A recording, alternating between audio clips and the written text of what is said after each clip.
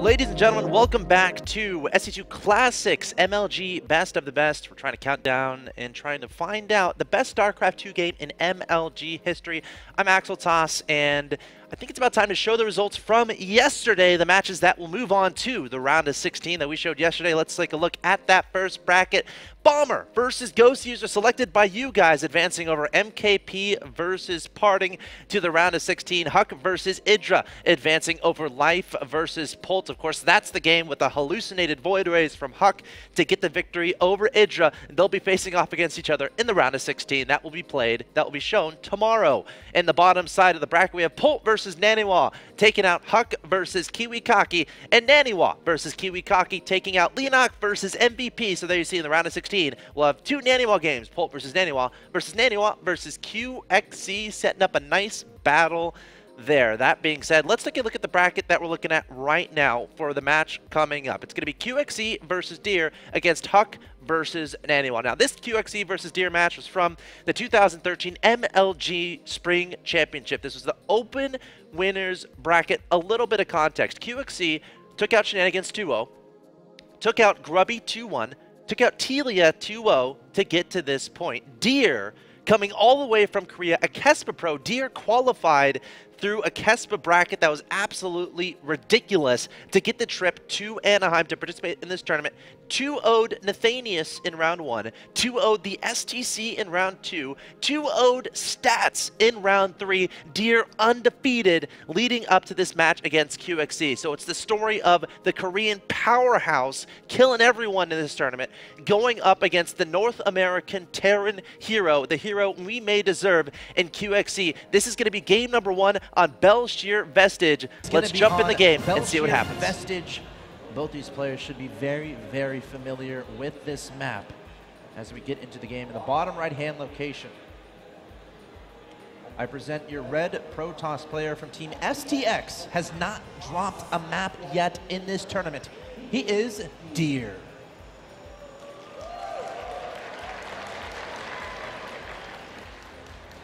Of course, there's his Twitter, EHDWNS1232.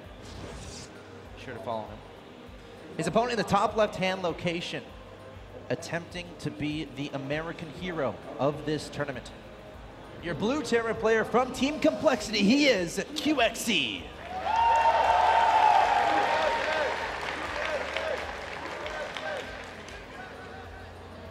QXC already pulled, I think, what many people consider a very nice upset against Grubby earlier in the tournament, taking down that victory. Of course, Grubby, big fan favorite from the Netherlands, one of the top players from Europe. And QXC took him down, so he's definitely got a lot of TVP tricks up his sleeve. Then he went on to beat Tilia, who, of course, took out Hendra. That's one of the best collegiate players in the United States. So QXC's been on a reign of terror lately, but, of course, so has Deer. Those victories are the STC and, of course, Stats. And don't forget he took out Nathanius as well. Yes, he did. He did. He took him out. Nathanius said he felt a little overwhelmed. I was talking to him, playing against a Kespa Protoss, of course. I couldn't imagine, man. Those guys are just, they're on another level, man, these Kespa guys. But QXC, of course, insanely good as well. And he said he had some QXC tactics ready for this match. All right. We'll see what that involves. Of course, PBT generally on this map opens up with how fast can the Protoss get there? No, whoa, what is that pylon doing down there? That's a very interesting pylon.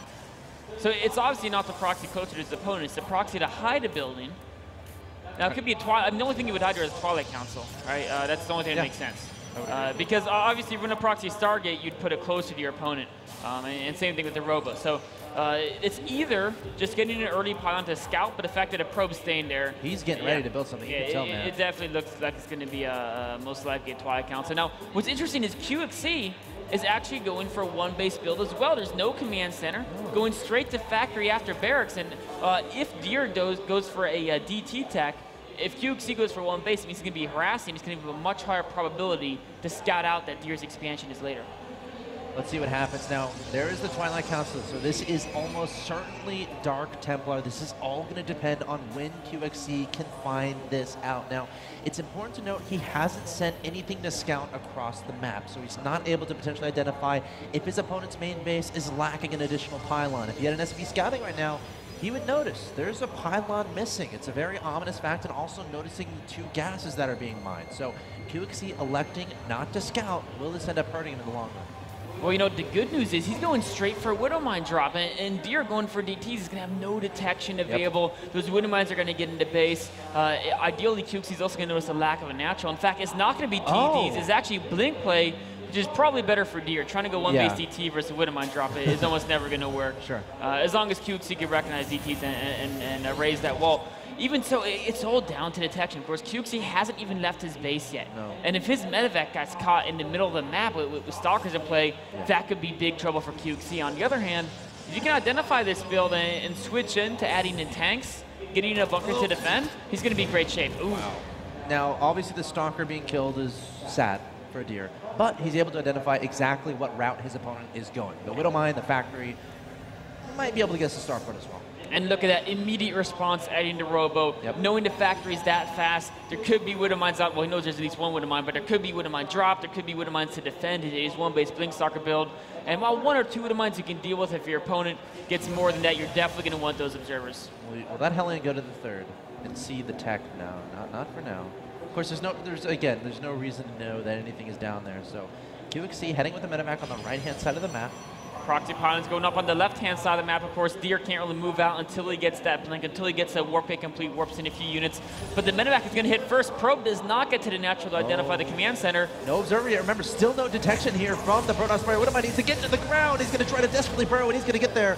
One probe saying, all right, I'll take this for the team, guys. And he's going to sacrifice himself for the greater good. An observer on the way. Blink almost finishes well. But QXC has identified there's no expansion from his opponent. That's going to give away the fact that it's some type of one-base play. And of all the one-base Protoss builds, Blink Stalkers by far the most. Well, now he sees 4 Stalkers. He knows exactly what's going on. He also has a tech lab just now finishing on the factory, so I feel like we're about to see a tank in production. Both an overcharge, trying to get rid of this drop. He's just going to pick up and back away. The Widow Mine is still there, but now going to be detected. Is this shot going to go off? No, not in time. But again, more importantly, QXC has a tank on the way. He knows exactly what is happening. If he can take little damage from this, he's going to be a very happy Terran player indeed. Oh, absolutely. I mean, even if he can't hold his natural, he has 2 orbitals ready. He can double drop meals. Look at that. Building a bunker in a great position to help defend his very important production. Defending this build is all about waiting to build up enough units, because in small numbers, Blink Stalkers can micro against almost anything. As the numbers scale up, it gets much more difficult to do so. Deer does have the idea to put a natural expansion down behind this. Medevac returns to the main base. Widow might get a great shot off on the Stalkers, and Deer's going to back away. A tank is now out on the field, and QXC dealing with that without too much trouble at all. And Deer looks like he's looking to transition here. I mean, he has to. Yeah, the fact that QXC had to tech out so fast, he's got the tank out, there's Widow Mines on the field, his Marine count hasn't been touched yet, and there's this many Marines. There's no way he can put the Stalkers in to snipe the tank, just too much damage output. So Deer's going to be happy to just contain his opponent, say, you know what, you're a little bit ahead of me economically, but that's okay. I still have map control, still mobility. This is still a game I can try to make a comeback in. QXC can identify that little blur. That would make him a very happy person indeed, but as of right now, not able to. Now, right now, he needs to identify, okay, how aggressive is my opponent being with this? Is he waiting outside my main base with, 14, 16 Stalkers? So QXC playing very careful, scanning somewhere. I'm about to find out. Okay. Oh, we got rid of the observer. Nice. Nice. It's a really good pickoff. That is a very, very important pickoff. Each of those observers is so important to the Protoss because when they're only on one base, they only have 2 assimilators. They really want to get their sentry count up. They want to try to tech either Colossi or Storm or Archons. They want to get upgrades. Blink Stalkers, of course. There's so much expenditures of gas. At 75 gas per observer is a pretty big deal at this point of the game. All right, the Stalkers backing up, and again, if your Stalkers are across the map, it's going to be much more difficult to deal with those drops from your opponent. So, Deer, recognizing that the medevacs are out, is going to back up. Is he going to find a Dark Shrine? Oh, he might. And if he can take that out, that's he sees it! He sees the Dark Shrine. That is huge for QXC. He's going to go straight into his opponent's natural expansion, going to go right for that mineral line, going to drop a Widow Mine and these Marines. Oh, the probes are stacked. Oh, but they evacuate just in time. Widow Mine will take out 1 probe on gas. Marines are being a little bit annoying. Every probe we can get is phenomenal. If you can get the mothership parts, even though it's just going to pick up, go straight into the main base, dropping some more Marines, but the Stalker's going to put a great blink there from Deer, taking down the medevac. Widow Mine, is it still at the natural there? It is. Okay. It uses charge to just kill 1 probe, and it's probably be taken out shortly after. Okay. So where does QXC go from here? He saw the Dark Shrine. He's building a turret, okay. But if the DTs can spread out and get past his area, he's got to not let them into main. There there's goes the scan. One goes down. He raises the wall. The depot. And the scan range just perfectly hits that range. Wow. You can take out both with one scan. QXC playing this. If he can get the observatory. Okay, I was going to be like, oh, the Viking is like, I saw you. I think he saw the observer. Yeah, I know. He's going to stare at me. Goodbye, observer. Poor little guy. Wow. Okay. All right. Got to breathe a little bit. This has been an intense game. QXC's taken several wins in a row as far as every single build. Slide advantage over slide advantage. Now, of course, Deer still has his Blink Stalker force. That's a big army from QXC. Loses one Stalker now. And QXC might just push. He might just go. He doesn't have 2 engineering bays right now. He's not going in upgrades. Exactly. He wants to cross the map. He knows there's very little energy on the Mothership core. Yes. It's had to use several photon overcharges throughout the game. There's only Blink Stalkers. There's not going to be charged with all the gas investments in a Dark Shrine and whatnot. So the Marine tank force is excellent against Blink Stalkers. Deer needs time. He needs time right now. An Immortal is on the way. He already has an Immortal on the field. Force Field's going to be very huge here. Going to be backing up. Guardian Shield going down. The tanks not sieging up just yet. QXC confident, just keeping him on the ground, trying to press his way forward, trying to nudge his way on by. Now he's going to start leapfrogging those tanks. There's a scan, trying to identify exactly what his opponent has. Definitely a dire situation here for Deer. Deer's got to find a way to defend this. Photon Overcharge is not quite yet ready. Oh, there it goes, just enough. That's going to force QXC back. The unit count isn't high enough to really fight inside that Photon Overcharge. DT's coming out. That's going to force out another scan. But it goes down, and QXC is a trading scan for DT without a problem. Marines taking some shots from the Photon Overcharge. More and more tanks coming forward. QXC with a brilliant position. The Marines going to back up. Force Field's trying to go down here from Deer. QXC trying to bust his opponent. Immortal coming forward, taking some shots at the tanks, taking down one of the Stalkers blinking forward too. And QXC is out of Marines. What's here to protect the tanks? Oh man, that one Immortal took almost every single tank shot, sacrificed himself for the team, and Deer takes this battle convincingly. Wow, Deer cleaned that up very well. And again, QXC, in doing that push, he delayed a lot of stuff. Delayed his engineering base, delayed his additional production as far as barracks are concerned. And now does Deer have a little bit of a timing here? A lot of Immortals on the field, only one bunker back here for QXC. Needs to siege that tank up right away, but Deer's on the offensive.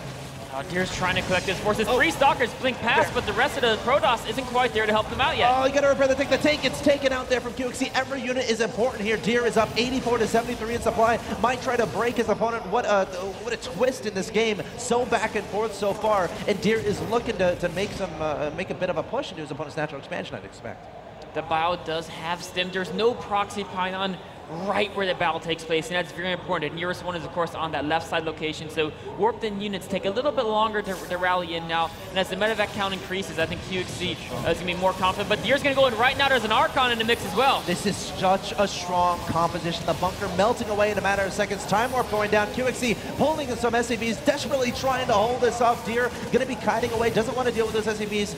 Going to try to take some out, trying to wait for some more reinforcements. Has an Archon there as well. The Mothership core gets taken out. That's huge, but QXC needs more time. Stimming up once again. The medevacs desperately trying to heal those units, but Deer trying to make this work. Oh, the 2 Wintermines are coming in. Both those hit on the Archon, it'll pop it almost instantly.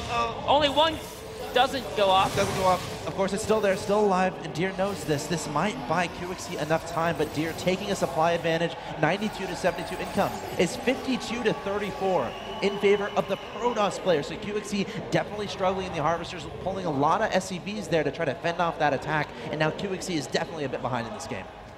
Deer also with 2 armor upgrades completed, a 3rd on the way. QXC only with a single attack upgrade on his bio. He's realizing he's behind in upgrades, he's behind in economy. He's going to have to make a much more cost-efficient army.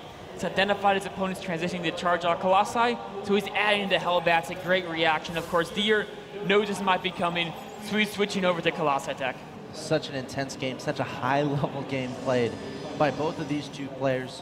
Robo Bay being added on, Deer continuing with his upgrades, Charge about to finish. We have QXC adding on a 2nd engineering base. So this game can still go either way. It's all going to come down to these players identifying each other's tech paths and, of course, those massive engagements.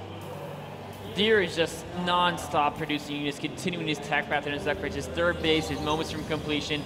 QXC's 3rd command center hasn't even been started yet, so he's going to have to rely on some clever tactics to get himself back in this game. Now, that's something QXC has in spades, though. He loves drop harassment. Looks like he's going to go for a straight attack, though, and if he can get 3rd base right before +3 armor completes, and before the Protoss really gets too much area effect additions to his army, QXC has a lot of medevacs. Oh, gonna take an Immortal off guard. Every single unit is so important. QXC able to take that guy out. He's coming forward, stimming, trying to target fire down those edges. The scan going down, trying to identify exactly what's happening. Gonna back up for now, but taking down a few units. A great pick off there from QXC. He's trying to find a better angle where force fields can't be as strong. He's loading up some Hellbats into those medevacs. It looks, oh no, he's unloading them now. Looks like he's splitting off one medevac across the middle while his main force threatens the third base. DT's warped in, takedown instantly. He's gonna back up. Got to be so careful here in these choke points. Force fields can be the end of your day. Man, every second that goes by, Deer's mining warp from that third base. Oh, Hellbats dropping in the natural expansion, gonna jet on so into the fast, main base. Instant reaction from Deer. The cannon. All right. He's gonna back up. Oh, Stalker trying to be a hero. Hellbats versus Colossus, who wins? You'd be surprised, guys. 2-on-1 though, the Colossus has no problem taking those guys out. QXC's retreating. Yeah. And he's in a tough spot. I mean, he's realized he's not going to win with that engagement right there. His third command center is finished up. He's also trying to equalize the upgrades now, working on 2-1, whereas Deer starting his attack upgrades. And he's recognized his opponent is transitioning to Colossus, which is very important, as it gives him time to try to increase his Viking count the deal does. Oh, QXC in the middle of the map here. Got to be careful with this Colossus in play. You need that Viking count to help take down that Colossus before it melts away your bio army.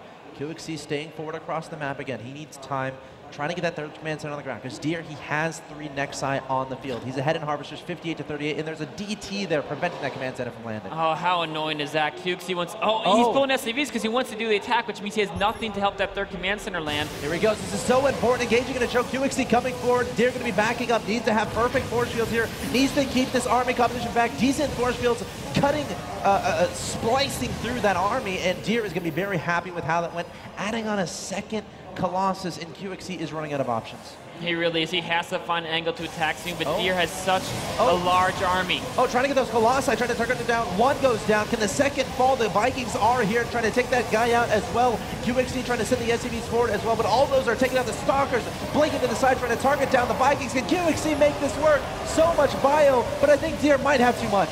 Wow, there's so many medevacs. There's not enough area effect for Deer. The pylons worked against the Zealots. Immortals and Stalkers, no chance against Stim Bio. Deer needs more reinforcements. Here comes the Colossus from Deer, but more reinforcements coming from QXC. The medevacs doing a great job from above. Some Zealots being warped in as well. Such a close engagement. The supply is nearly equal. QXC has to make something happen here. Remember, he's down to 18 Harvesters. The Colossus stays alive, but the Nexus might be taken out. Oh, Nexus is going down. Another DT warped in. Scan immediately. Is he going to pick that off? There's Look at the Colossus. The Colossus is so low in health. Trying to step the Marauder. Going to get it? No! Another Marauder going. Yes! He gets the Colossus. QXC trying to make this happen. Going to back up with those Medimax. He's happy to engage these Stalkers. Deer has to be careful. Another Colossus coming out on the field. Can the Bio target that guy down? Oh, he's trying. The Colossus kiting away. QXC trying to make this happen. The Colossus. Oh, will it fall? Yes, it will. QXC takes down all the key units of Deer. He may have to retreat for now. So few units left, but all the medevacs are alive. All those important units are alive, whereas Deer has got to start from scratch. How on earth? How on earth is QXC making this happen? Remember, he only has 18 SCVs. He pulled almost every single one of his SCVs during that attack, but he does have the mules. Took down his opponent's third base, taking out every the Archon being focused before it can complete. Every single unit is so important here for Deer. There's another scan from QXC. Happy to take down that TT. Stalker blinking away. Zealot running out of there for his life. The medevacs are still alive. That's so important. That represents so much of the healing power for this Bio army. Going to target down the Dark Shrine. That's a huge pickoff for QXC. Absolutely essential there. He can't afford to keep using scans. He only has 18 Harvesters. He needs to use those mules. One last DT. Take down. There's no scan. He has to pick up and get out of there. Yep. But he's got to be happy with the damage he's done. I mean, absolutely. Yes, he has almost no SCVs, but on only single mining base, there's no way Deer can actually have the economy that QXC has as long as he has a chance to deploy those mules. And Deer is having to rebuild so many of his expensive units, something QXC doesn't have to do because he already has all those medevacs and he kept them alive throughout all of those engagements. Coming forward his opponent's natural expansion. Where's the militia port? I don't see it just yet. I'm not even sure if he has, but the Bio going to try to kite away some force fields going down here from Deer, but QXC has so much Bio and so many medevacs overhead trying to push forward for the victory. He's up 70-53 in supply, continuing to kite away. Deer desperately trying to hold on, but he's running out of steam. Wow, great micro by QXC. Zealot's barely getting off a single attack there. He has almost double the supply. Deer taking out a DT in the middle of the map. I think that was the last of the Dark Templar. Now it's just these basic units. This might be it. QXC charging forward into his opponent's natural expansion. The Sentry gone, Zealot gone, Stalker gone, nothing left. GG QXC. takes game number 1. Wow. What a look of And there it is, QXC. Look. Okay, so I'm like talking twice now because there's both me. I commentated the thing, and I'm here right now. Honestly, I still have chills just remembering that moment. QXC taking out the unstoppable, immovable force, the Korean player Deer in game number 1. Spoiler alert, Deer would go on to win the next 2 games to knock QXC down to the lower bracket. Deer would go on to place 5th, 6th at the MLG Spring Championship event. And of course, QXC would end up being the highest placing American at that event as well. So a pretty successful event for both of those players, but definitely one of the premier games from MLG history in StarCraft. You also, by the way, guys, I know a lot of people were asking about being able to watch this on mobile. You now can. So on your iPhone or on your mobile device, just simply, that's my dog, by the way, go to MajorLeagueGaming.com and you can watch on your phone. You can watch on mobile. Thanks to MLG Coley. Just tweet at MLG Coley to give your thanks on that. Super excited that that's available for this thing. But yes, QXC versus Deer, that's just one of the games that's happening, and it's going up against a doozy. It's going to be Huck versus Naniwa from the 2012 MLG Spring Championship, and we'll be back with that after a quick break.